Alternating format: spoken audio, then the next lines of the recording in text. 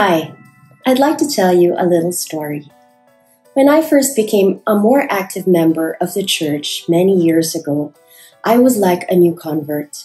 I immersed myself in everything Catholic, read books by spiritual masters, and listened to the homilies of saints.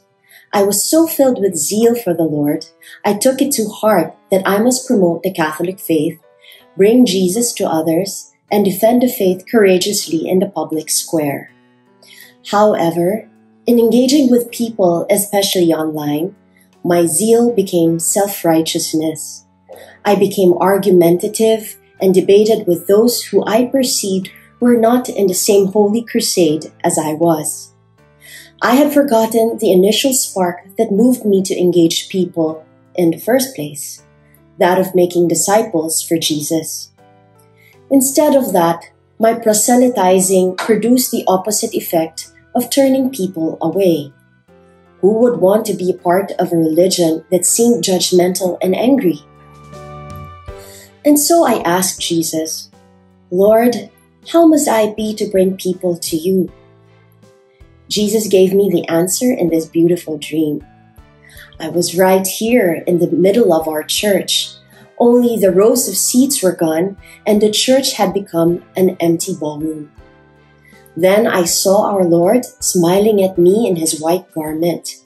He took my hand and led me into a waltz. 1, 2, 3, 1, 2, 3. I remember being filled with so much joy and an incredible peace in my heart as I rested my cheek on Jesus' chest. There was no music other than the beat of our Lord's heart. He did not speak, but smiled at me. He seemed to say, "This is the way, follow my steps." And so we waltzed.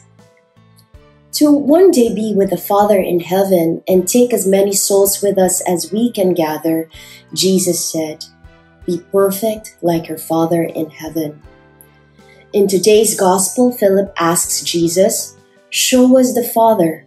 And Jesus answers, "Have I been with you for so long, and you still do not know me, Philip? Whoever has seen me has seen the Father." To be perfect like the Father, although difficult, is really simple. We have only to look at Jesus who says, "I am the way, the truth, and the life. No one comes to the Father except through me." The next question is, how will we know what Jesus would do in every situation?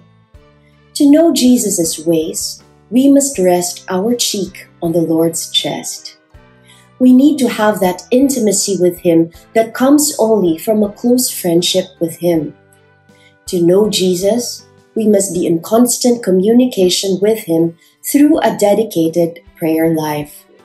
We must pore through the pages of the Gospel to know Jesus intimately, His manner, His words, His deeds. Jesus is the model by which our Father in heaven makes us perfect.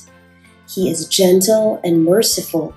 He seeks those in the peripheries, and these include not only the poor, the sick, and the neglected, but those who have lost their way, those who feel distant from the church, the ones on the outside looking in, secretly longing for God and wanting to be accepted and loved. He came not for the righteous, but to heal all of us, for are we not all sinners in need of His constant mercy? The self-righteous cannot make disciples. Only when we have a deep knowledge of our brokenness and need for the Lord can we understand others and hope to bring them to Jesus. When we do not know what to do or have lost sight of our Christian mission and identity, and when the path forward seems uncertain, we have only to look at Jesus, rest in His heart, and hear Him say, "This is the way." I'm Sheryl Coronel from your Catechetical Ministry, and this is Faith Streams.